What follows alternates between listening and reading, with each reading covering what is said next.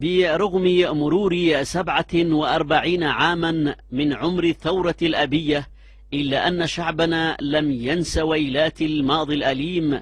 الذي عاشه إبان الحكم الإمامي الكهنوتي الرجعي المتخلف، الذي حول الوطن إلى قلعة مظلمة لا يرى النور فيها ولا الحياة،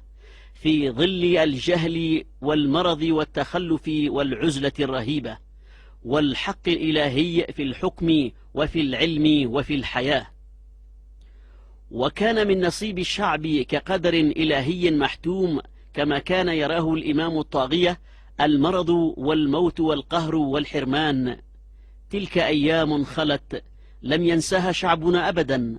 ولن تنطلي عليه اليوم ادعاءات الإمامة لا من صعدة ولا من غيرها، والمؤمن لا يلدغ من جحر مرتين.